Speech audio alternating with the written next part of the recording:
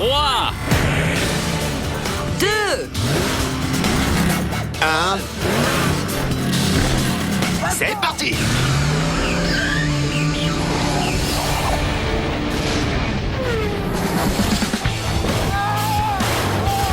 Je vais te faire tomber du haut de la falaise, bouseux!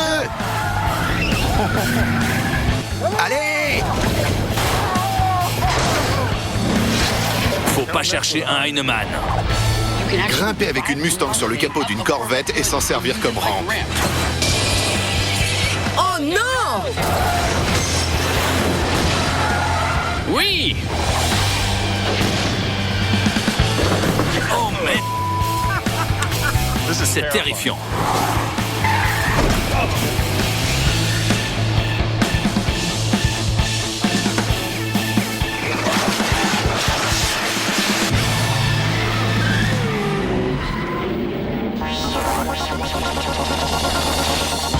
Qui sont les Mythbusters? Adam Savage Oh, elle est partie! et Jamie Heineman. C'est difficile à supporter pour une voiture. Jamie! À eux deux, ils ont plus de 30 ans d'expérience dans le domaine des effets spéciaux. À leur côté, Grant Imahara, C'est complètement dingue. Carrie Byron Il est temps de démolir cette voiture. et Tori Bellucci. On voit pas ça tous les jours. Ils ne se contentent pas de recenser les mythes, ils les mettent à l'épreuve.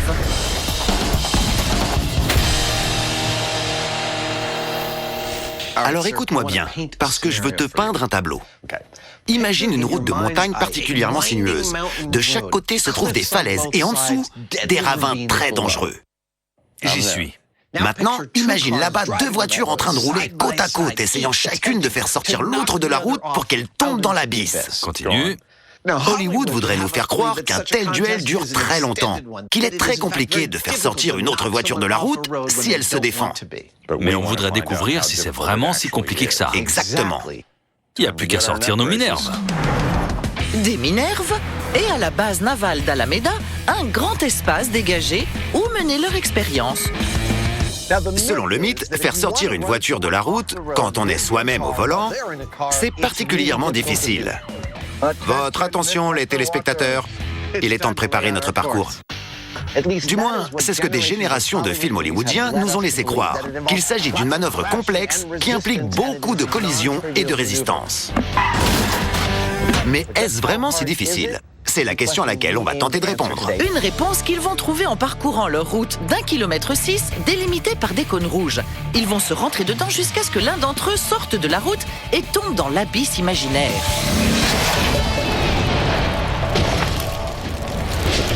Avant de commencer ce test, je dois dire que je trouve ça logique que ce soit très difficile de faire sortir une autre voiture de la route en la percutant, surtout au volant d'un véhicule qui pèse à peu près le même poids que l'autre. Allez, on se prépare! Toute action entraîne une réaction équivalente et de force opposée. Donc, comme nos voitures pèsent le même poids, réussir à sortir l'autre de la route va être une question de position, de timing et de vitesse. Il n'y a qu'un moyen de le découvrir. Au meilleur des 3 manches. C'est parti! Adam et Jamie vont simplement essayer de se faire sortir l'un l'autre de la fausse route de montagne d'1,6 km. Jamie, t'es prêt? On va bien s'amuser. Je suis prêt. Le plus dur, ça va être de ne pas laisser les choses dégénérer. On va tenter de se faire sortir de la route à... C'est comme du combat rapproché. Ça va être brutal. 1, c'est parti! Malgré les prédictions de violence, les premiers chocs sont plutôt gentillets. On est bien loin d'une lutte impitoyable. Mais après ces préliminaires, il décide de se lancer à fond. Et Adam est presque immédiatement sorti du jeu. Il m'a fait sortir de la route. Et maintenant que Adam est hors course, Oh non, il va arriver jusqu'au bout. Jamie fait de ça comme il se doit et réfléchit à sa victoire sous l'angle de la physique. Pousser une autre voiture avec la sienne, c'est un peu comme le sumo, version automobile. C'est marrant comme idée, maintenant que j'y réfléchis. Quoi qu'il en soit, comme dans le sumo, il faut utiliser son poids et le placer correctement pour tenter de dominer son adversaire. Et Même quelques centimètres d'un côté ou de l'autre peuvent avoir un effet considérable sur le résultat. Le mythe est donc en péril. Il y a bien eu des poussettes à la Hollywood, mais dès qu'ils sont passés aux choses sérieuses, Adam est tombé, victime de la pesanteur. Tu m'as sacrément bien secoué. C'était marrant. Allez, on recommence. D'accord. 3, 2, 1, c'est parti. Plus de données, deuxième manche. Je vais te faire tomber du haut de la falaise.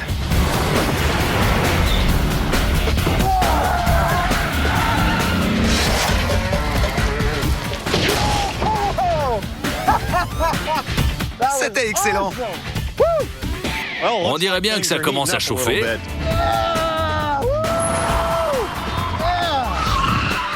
On peut dire que les deux voitures et même les deux conducteurs sont bien assortis. Et après seulement 2 manches, l'un de nous a toujours réussi à sortir l'autre de la route assez facilement. Ça s'annonce pas très bien pour ce mythe. Pas du tout. Mais avec une victoire chacun, il y a plus en jeu que des données lors de cette manche décisive. Qui sera couronné roi de la route des cônes rouges? C'est parti.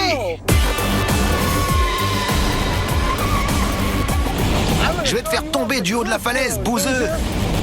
T'en veux, c'est ça? Ouais. Ouais. C'est ici que je vais te dégager.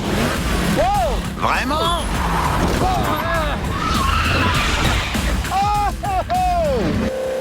C'est absolument hilarant. Comme dans les films, j'ai terminé en suspens. Je suis au bord du gouffre, mais je suis pas mort.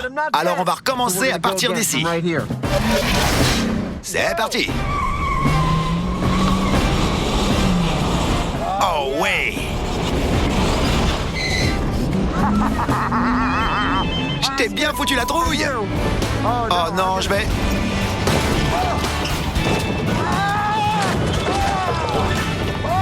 J'ai tenu le choc. Je suis resté sur la route. Pas pour longtemps.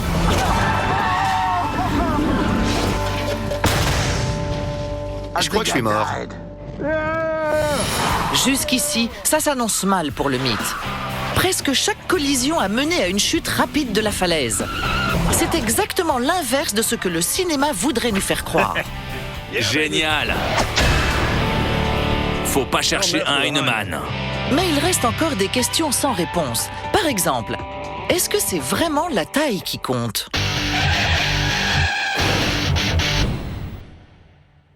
Vous vous souvenez de Wanted? C'est le film dans lequel on a trouvé le mythe de la balle qui tourne en rond? Exactement.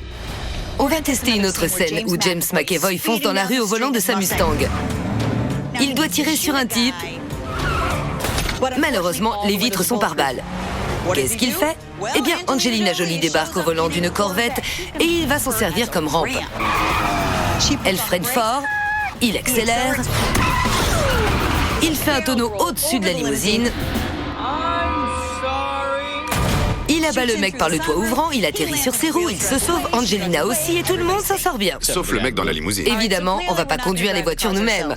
Alors, comment vous proposez qu'on imite l'accélération et le freinage? J'ai une idée. On trouve une Corvette, on la fait rouler très vite, puis on freine fort et on mesure de combien le capot descend. Ensuite, on le bloque à cette hauteur, définitivement. On pourrait faire la même chose avec la Mustang. On accélère, on mesure jusqu'où le pare-choc monte, on le règle, puis on peut utiliser notre système de remorquage pour les faire entrer en collision. On va bien se marrer. On est sur le terrain du shérif d'Alameda County. Mais avant de démolir des voitures, on doit d'abord récolter des données. On doit découvrir ce qui se passe exactement quand ces deux véhicules se retrouvent face à face. On doit donc mesurer la distance entre chacun des pare-chocs et le sol au moment du saut de la voiture. Et voilà, on y est. C'est parfait. Pour commencer, on va prendre la voiture qui va servir de rampe. Bonne chance, freine fort. La faire accélérer, puis écraser les freins. Et ensuite, mesurer à quelle distance elle se rapproche du sol. 50, 60, freine. Joli. Cool. Vous voulez que je le refasse pour plus de données?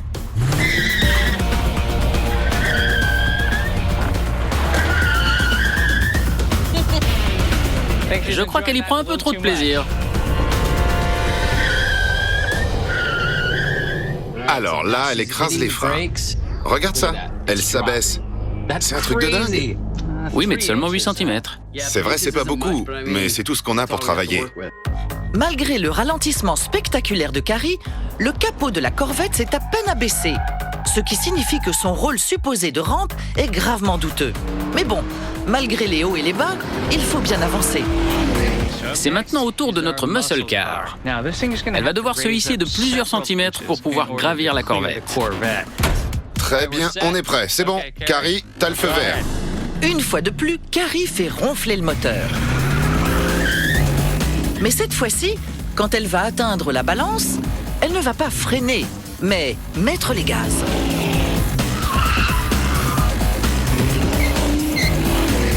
On l'a eu, c'était pile poil. C'était absolument parfait. C'est là que le pare-choc apparaît. Elle arrive dans le plan et elle se met à accélérer. C'est stupéfiant. Regarde comment la voiture se soulève. Il y a facilement 8 à 10 cm. Mais quand les garçons auront réglé la différence de hauteur en modifiant les deux voitures, est-ce que ce sera suffisant pour faire décoller la Mustang ?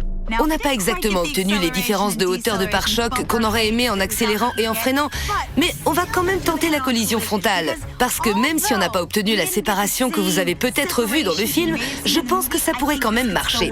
Par contre, je crois que la voiture qui va servir de rampe risque peut-être de finir un peu plus endommagée que dans le film. Pendant ce temps, au centre de contrôle, Théoriquement, si je coupe ce support juste ici, la voiture va s'abaisser. l'équipe se met au travail pour modifier les deux voitures au niveau de leur futur point d'impact. Carrie et Tori allègent l'avant de la Mustang en retirant le moteur. Super. C'est fait! Ce qui la rehausse des 10 cm requis. Pendant ce temps, Grant baisse la suspension de la Corvette de 8 cm. Parfait! J'ai réussi parfaitement du premier coup, ça arrive Et jamais! maintenant que c'est fait, que la collision commence.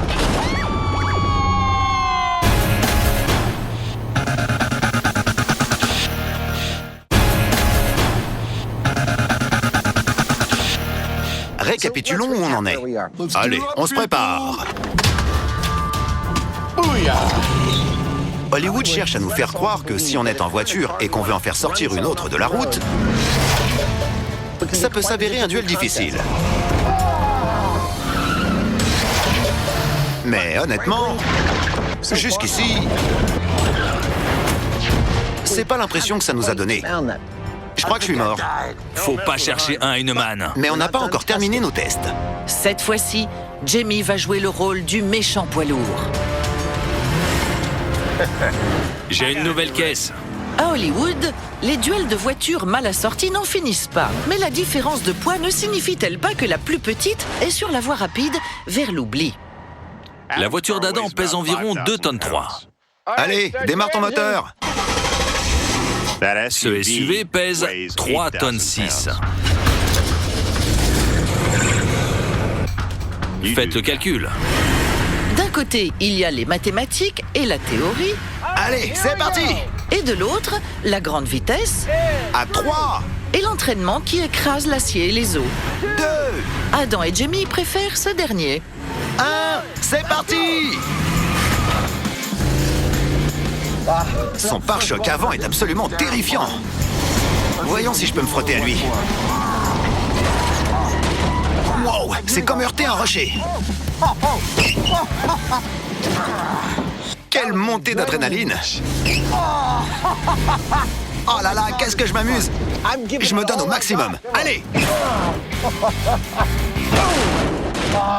Ça le fait à peine bouger. Allez, allez. C'est tout ce que t'as dans le ventre? Vous savez quoi? La plupart du temps, on aurait dit un lion qui jouait avec sa nourriture. T'en veux encore? Tiens, prends ça! Il y a un petit véhicule qui a tapoté sur le côté de mon pick-up. J'ai joué avec lui un petit moment, puis je l'ai sorti de la route.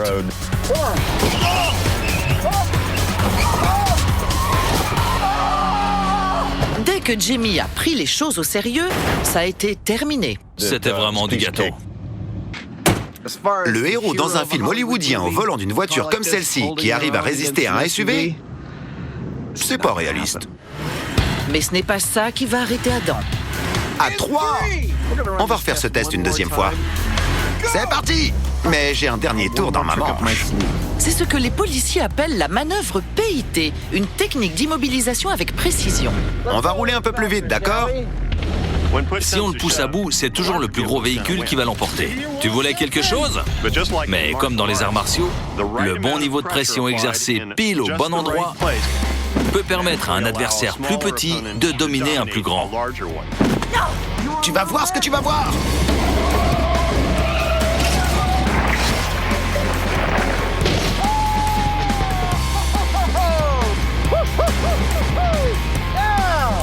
Pourquoi on n'utilise pas plus la manœuvre PIT dans les films? Il faut bien qu'ils fassent durer leur film. Oui, c'est la manœuvre PIT qui a donné le coup de grâce. En restant derrière et en poussant sur l'arrière, il est simple de mettre la voiture cible hors service. Donc, pour conclure, est-ce que c'est compliqué de faire sortir une voiture de la route avec la sienne? Ça l'est pas. Pas du tout. Hollywood s'est complètement planté là-dessus. On peut dire que le mythe est bidon, hein? Ouais. Allez, on s'en va. Je te retrouve à l'atelier. D'accord.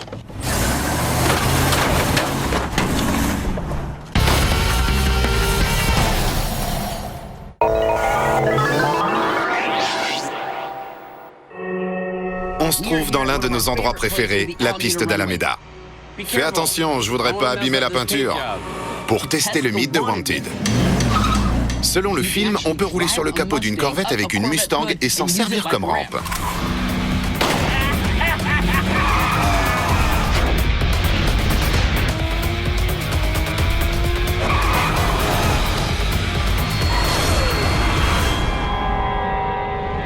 Désolé. Quand est-ce qu'Angelina Jolie va arriver? Il paraît qu'elle va faire une apparition dans l'épisode.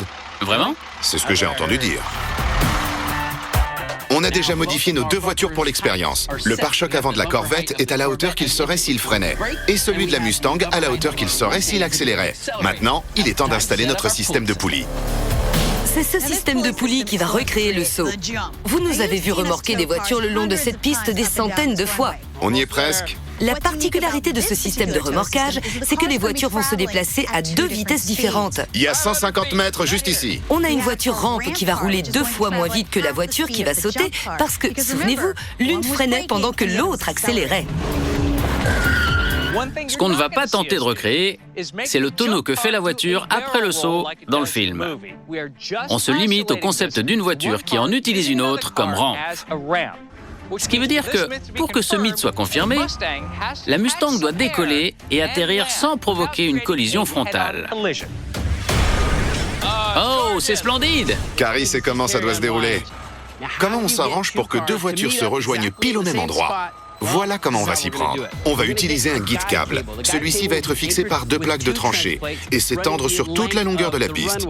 Puis, pour déplacer les voitures, chacune sera accrochée à un câble tracteur. Il sera lui-même relié à des poulies placées au milieu de notre guide câble. Comme ça, quand on va commencer à remorquer les véhicules, ils vont forcément se rencontrer au milieu. Ce système de remorquage ressemble beaucoup à celui qu'on a utilisé dans l'épisode spécial Demolition Derby. Vous vous souvenez comme ça s'est bien passé? Il va aller à l'eau. Oh non, non, non, non, non, non, non! Mais cette fois-ci, on a pensé à ajouter un guide câble, alors on espère que les voitures vont pas sortir de leur trajectoire. Ça devrait être génial. 3 jours plus tard, c'est devenu tout ce dont on avait rêvé. L'installation est prête à décoller. On a donc une muscle car américaine d'un peu plus d'1 tonne qui va se précipiter sur la piste le plus vite possible, droit sur une voiture de sport d'1,5 tonne prête à la recevoir. On parle d'une énergie d'1 million de joules. Qu'est-ce qui va se passer selon moi? J'ai déjà vu une voiture prendre un muret de sécurité et décoller. Alors, avec une voiture en forme de rampe, on pourrait obtenir un lancement droit dans les airs, direction la baie de San Francisco. Du moins, c'est ce que j'espère voir. Alors, qu'est-ce que ça va donner? Un joli saut dans l'inconnu? Ou une sacrée collision frontale? C'est parti pour l'expérience. Utilisez une voiture comme rampe. C'est le point de non-retour. Allez-y. La Mustang avance, la Corvette aussi. Qui veut parier qu'une voiture va franchir le grillage aujourd'hui? Oui. Si une voiture se dirige vers vous, courez. Ça s'annonce bien, la Mustang accélère. C'est parti. On y est prêt? Ça s'annonce bien. Ouais, c'est pas mal, la Corvette corrige sa trajectoire. Oh là là là là, j'ai peur. Non, non, non, non, non, non, non, non, non, non, non. Oh, elles se sont loupées. Fais attention, Grande, sois prudent. Oh non. C'est pas vrai, j'aurais dû parier tout à l'heure. Oh là là, non, c'est pas possible. Oh non. Mais quelle merde. Non, pas dans l'eau, pas dans l'eau. Non, on va surtout pas dans l'eau. La bonne nouvelle, c'est que je crois qu'on peut toujours utiliser ces voitures. C'est ça la bonne nouvelle? Oui. Tout fonctionnait parfaitement. Le système de remorquage marchait, mais la Corvette a décidé de virer à droite et elle a cassé son guide-câble. La Mustang a atteint sa cible, mais elle a continué et comme vous avez pu le voir, elle a franchi un grillage. Je sais pas pourquoi ça a mal tourné, mais on est dans Mythbusters. On doit tout remettre en place et recommencer. On était bien loin de la collision précise qu'ils recherchaient. Les deux voitures sont passées à plus de 15 mètres l'une de l'autre. Je suis pratiquement certain que c'est ici que la voiture a traversé. Ça m'étonne pas, ce grillage est comme un aimant. Mais comme les deux véhicules sont relativement intacts, Un coup de chamoisette et c'est bon. on les remorque jusqu'à la ligne de départ.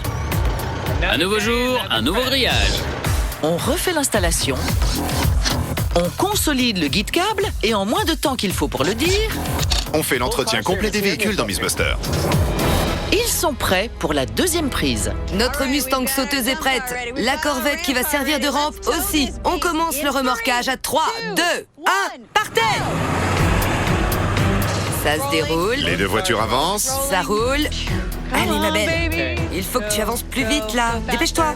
Allez, allez, plus vite que ça. C'est bon. Elles ont l'air de foncer droit sur la Oh cible là là là là, jusqu'ici. plus vite. Oh là là, ça va vraiment arriver. C'est dingue, j'ai du mal à en croire mes yeux.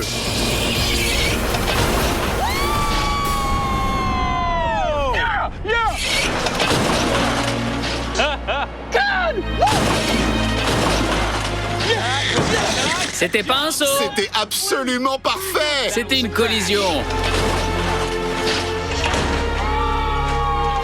Et elle a pas sauté dans les airs.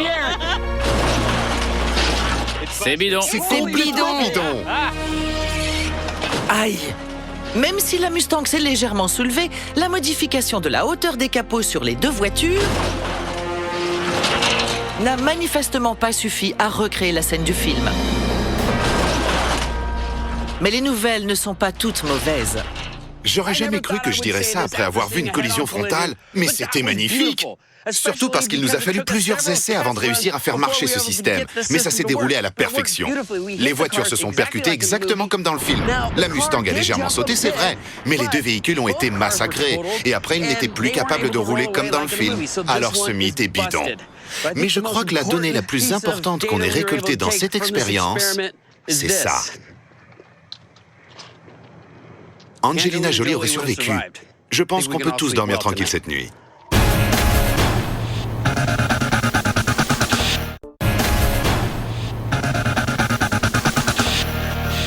Dans la première histoire, on a testé quelque chose qu'Hollywood veut nous faire passer pour compliqué, mais qui s'est avéré assez simple. Pour cette deuxième histoire, ça pourrait être l'inverse. Je suis tout excité pour aujourd'hui. Essaie de pas faire de tonneau. Continue. Imagine notre héros au volant, poursuivi par les méchants. Il se retrouve pris au piège sans aucun moyen de s'échapper, à part une ruelle trop étroite pour passer avec sa voiture. Ça va, j'ai rien. Il parvient à s'échapper en trouvant une planche ou un bord de trottoir judicieusement placé qui lui permet de passer sur deux roues et de traverser la ruelle étroite sans que les méchants puissent le suivre. À vrai dire, ça m'a l'air assez compliqué à réaliser. C'est ce que je me dis aussi. Donc, cage de sécurité et piste. Action! Donc, est-ce qu'un conducteur novice peut facilement pencher sa voiture et rouler sur deux roues, surtout en maintenant l'équilibre, comme Hollywood voudrait nous le faire croire? Ou s'agirait-il d'une situation vouée à la catastrophe? Regardez-moi bien dans les yeux. Est-ce qu'il y a vraiment un lien entre ce pendule et l'expérience d'aujourd'hui? Eh bien oui, regardez ça. Maintenant, il s'agit d'un pendule à l'envers, ou comme dirait un ingénieur, un pendule inversé. C'est exactement la situation dans laquelle va se retrouver notre voiture si on arrive à la faire rouler sur deux roues, c'est-à-dire avec un centre de gravité haut et un point de pivotement bas. Il y a des numéros de cirque entiers consacrés à trouver le point d'équilibre dans une situation de pendule inversée, et j'en ai étudié quelques-uns. Regarde maman, une seule main. C'est pour ça que je crois que je vais très bien m'en tirer au test aujourd'hui. Ça va, j'ai rien. L'élément le plus important pour ce mythe, c'est la voiture. On a choisi une voiture normale avec des pneus et une suspension classique. Évidemment, on a quand même ajouté un harnais de sécurité. L'autre aspect important de cette expérience, c'est de réussir à faire passer la voiture sur deux roues. Pour cela, on va utiliser une rampe en aluminium de qualité aéronautique, solide comme un roc. Si tout se passe bien, on espère prendre la rampe à 30 km/h environ. Allez. Comme il y a un risque réel qu'on retourne cette voiture complètement, on a ajouté un arceau. Personnellement, je trouve que ça serait super de faire un tonneau, mais on m'a dit que c'était mal. C'est magnifique. À Hollywood, n'importe quel trottoir ou vieille planche permet d'exécuter des cascades sur deux roues. C'est absolument parfait. Adam et Jamie ont donné toutes ses chances au mythe en installant une longue rampe en pente douce assez haute pour pencher la voiture au-dessus de son centre de gravité. J'ai jamais fait ça auparavant. Mais je sais bien que ça va faire super peur parce que j'ai pas l'habitude. Et je vais avoir l'impression que la voiture se retourne complètement. Et après un dernier coup d'œil en haut de la rampe, C'est terrifiant. Jamie, pilote novice, s'apprête à frôler un grave accident de voiture. Approche-toi! Son objectif est de tenir en équilibre au bord de la catastrophe.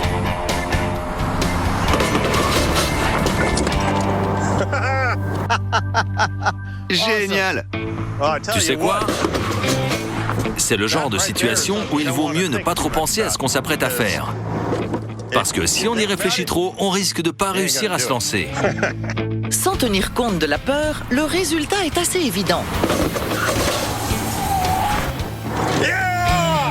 Jamie est peut-être enthousiaste, mais il est loin de reproduire la manœuvre avec aisance et contrôle, comme on peut le voir dans un film d'action. Ce n'est qu'à son dernier essai qu'il parvient à faire monter la voiture à un angle extrême.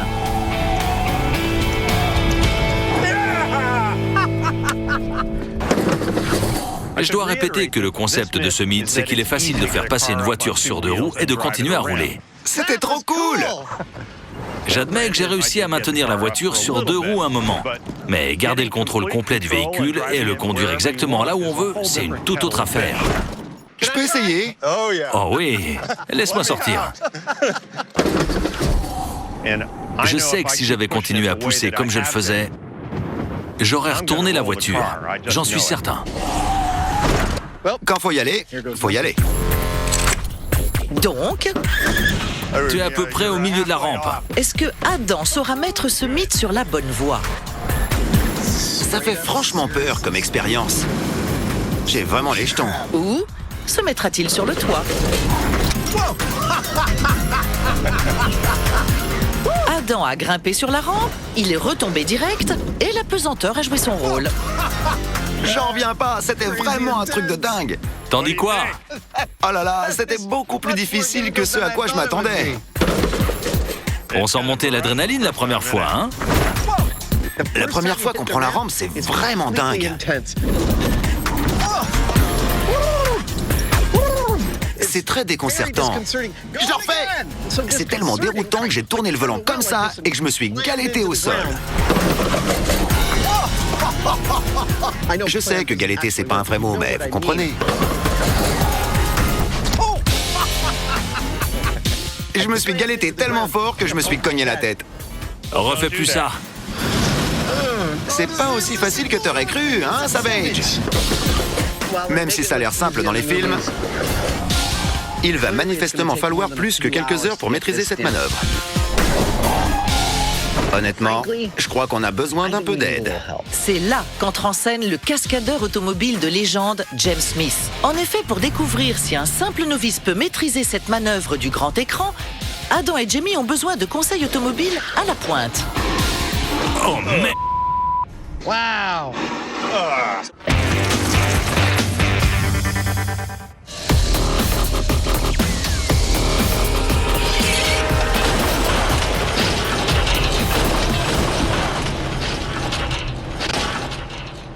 Bon, ça n'a pas du tout fonctionné. C'était plus une collision qu'un saut.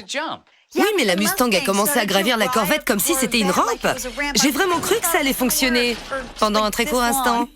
On pourrait quand même essayer de donner quelques avantages à ce mythe. Et si on abaissait encore plus la voiture qui va servir de rampe et qu'au contraire on augmentait la hauteur du pare-choc de l'autre, peut-être que là on obtiendrait un saut. Ouais, ça vaut le coup d'essayer. Ça va être le meilleur épisode de collision de voiture qu'on ait jamais fait. Ou de saut. Oui, elle pourrait sauter.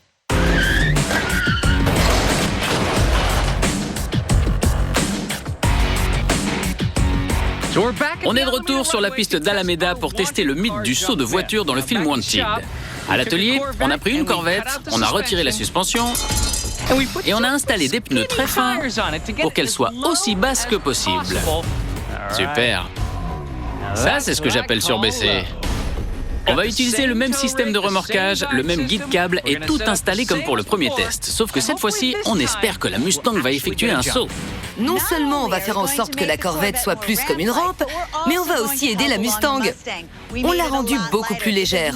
Elle n'a même plus le poids du moteur à l'intérieur du capot. L'avant est donc bien relevé. J'ai le sentiment que quand ces deux vont se rencontrer, le résultat pourrait être très cinématographique. On va peut-être voir cette voiture sauter au-dessus de celle-là. 3, 2, 1, partez! La Corvette avance bien, la Mustang aussi. Jusqu'ici, ça s'annonce bien. Tout a l'air de se dérouler comme prévu. Qu'est-ce qui se passe? Non, tout va C'est bien. bon, elle corrige sa Ça trajectoire. s'annonce très bien. Tout va bien. La Mustang roule vite. La Mustang a l'air bien en forme.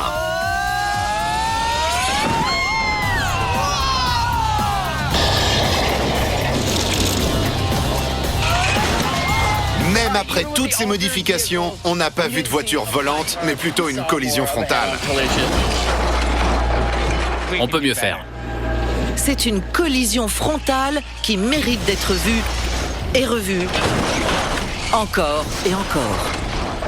Cette expérience n'aurait pas pu mieux se dérouler. C'était pratiquement un test parfait. On a réussi à faire rouler les véhicules à la même vitesse que dans Wanted. Ils se sont percutés exactement comme dans le film. On a même réussi à faire un tonneau à la Mustang. Mais malgré tout ça, ce mythe est quand même bidon. Mais la vache, c'était excellent.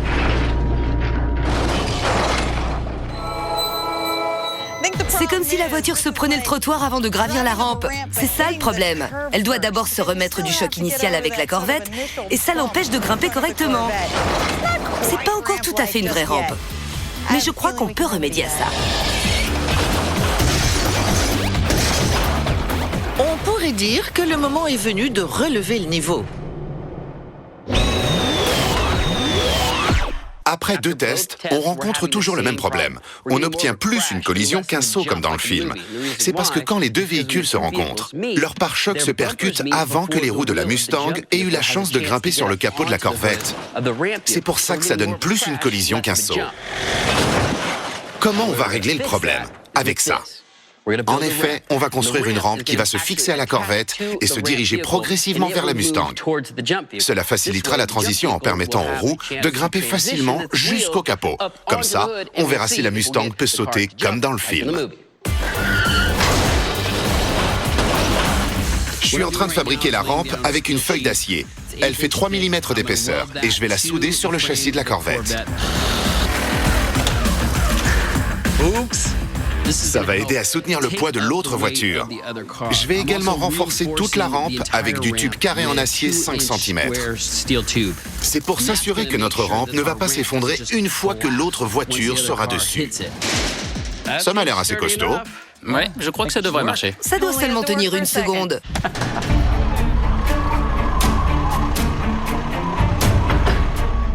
On est de retour sur la piste d'Alameda pour voir si on peut transformer une Corvette en rampe. L'installation est exactement la même que les 2 fois précédentes. Les 2 voitures vont être tractées l'une en face de l'autre. La seule différence cette fois-ci, c'est que la voiture rampe ne peut plus rouler aussi vite qu'avant. Et voilà. La raison, c'est qu'on a attaché une rampe à l'avant qui traîne au sol. C'est bon, voyons si ça fonctionne. Je sais ce que vous vous dites. Ça va pas du tout au niveau de l'énergie cinétique. Mais pour déterminer si ce mythe est plausible ou pas, tout ce qui nous intéresse, c'est le profil de la rampe. On doit s'assurer que la Mustang pourra décoller. Si tout se goupille bien, la différence d'énergie cinétique fera aucune différence. Maintenant que l'installation est prête, Vous pouvez y aller. l'équipe donne à ce mythe cinématographique une dernière chance. La voiture avance. Très bien. Ouais, la Mustang roule. Elle avance bien droit. Oui, elle roule mieux. Elle prend de la C'est vitesse. parti, allez, plus vite. Dépêche-toi, plus vite. Elle y est presque. Ça va y être. Elle va toucher.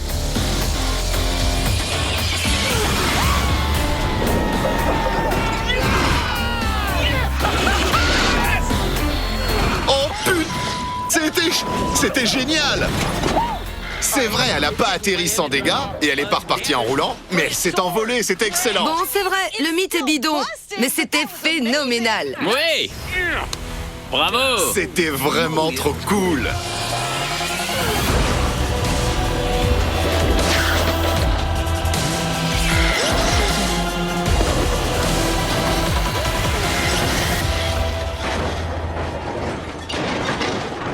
On l'a fait. On a enfin réussi à faire décoller la voiture. Oui, c'est vrai, on a bien triché en ajoutant la rampe. Mais vous pouvez voir où les roues ont grimpé la rampe.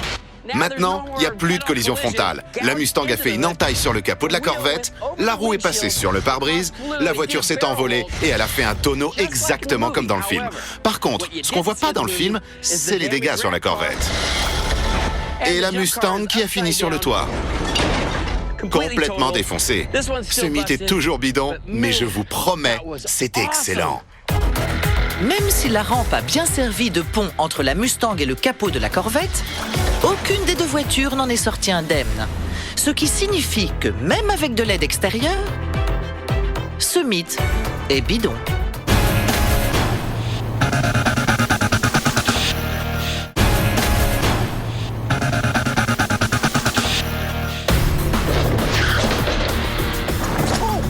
Jusqu'ici, Adam et Jamie ont échoué à exécuter une manœuvre automobile de cinéma soi-disant simple.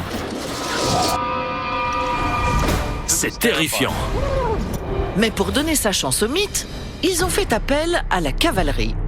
Un mot sur notre cascadeur automobile d'aujourd'hui, James Smith. Il fait ce métier depuis 10 ans. Oh merde.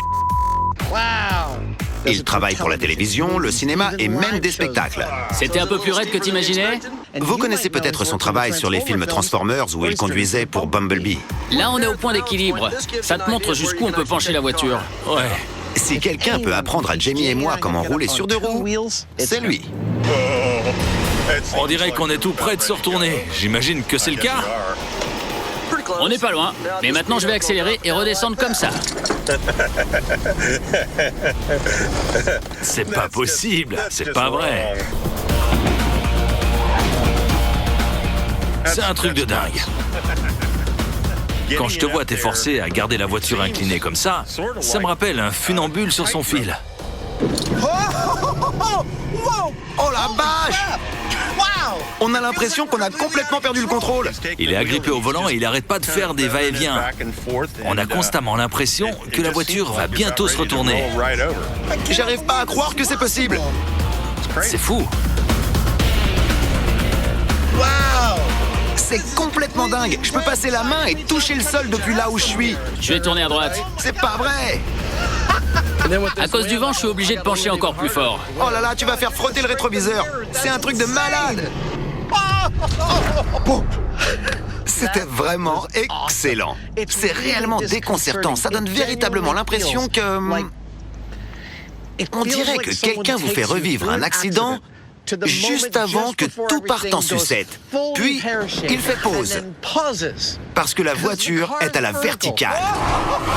Dans n'importe quelle autre circonstance, ce serait la pire chose qui vous soit jamais arrivée à vous et à votre voiture. Oh, c'est génial! Tu maîtrises totalement la voiture. Ah! Je l'ai eu!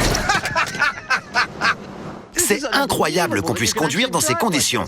On a trouvé l'expert idéal pour ce mythe. C'est le but de l'émission. Alors tu te sens prêt? Non. C'est pas grave, on va le faire quand même. Maintenant, nous allons voir si cette cascade cinématographique est, ne serait-ce qu'envisageable, par un duo de non-professionnels. Je préfère rouler en cercle et me laisser porter à 30 km/h. Ça donne l'occasion de souffler un peu. D'accord. C'est l'heure de vérité. On va voir si Jamie peut s'improviser cascadeur automobile. Avec seulement une formation de base à son actif, pour reproduire ce qu'on voit dans les films, Jamie doit réussir cette manœuvre du premier coup.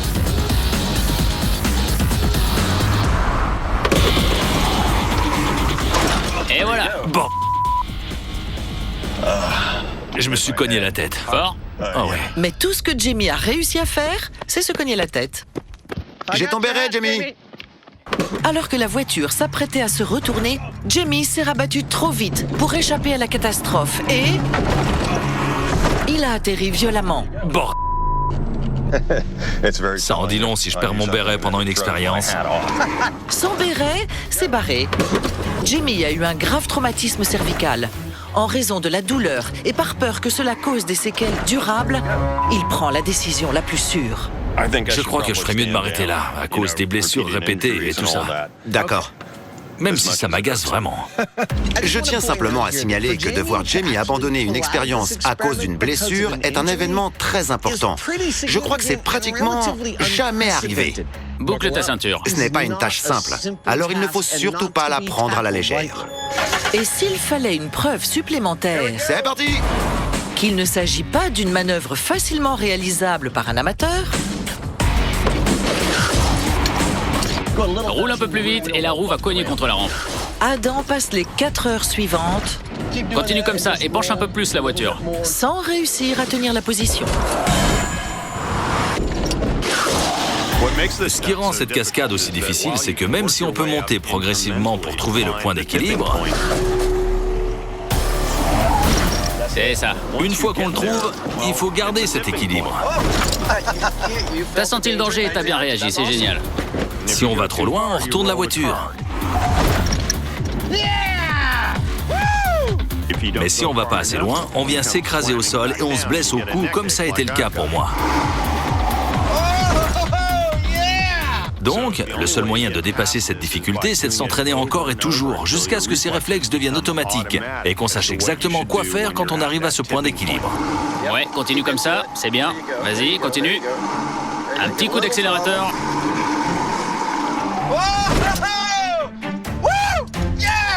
C'était excellent! Il semblerait que Adam ait enfin attrapé le coup pour rouler sur 2 roues.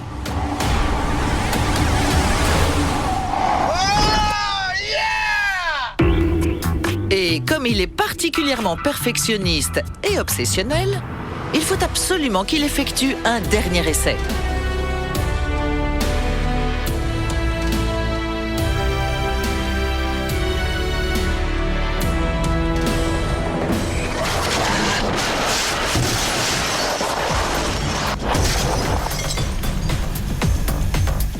Docteur Dahl, viens tout de suite sur le site, s'il te plaît. Bien reçu. On n'a rien, on va bien, on a la... Tête à l'envers, mais on n'a rien. Je vois. J'ai découvert l'angle maximum où pencher la voiture. Détache pas la ceinture avant d'être prêt, sinon tu vas tomber. Ouais. Allez, sortons de là.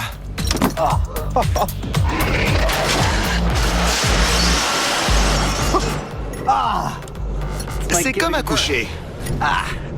Salut! Salut! C'est pour ça qu'on peut pas avoir de beaux objets. Vous avez vu ce qui s'est passé? Je ressens encore la montée d'adrénaline. Je me disais, tout va bien, ça se passe bien. Non, ça va moins bien, ça se passe même très mal.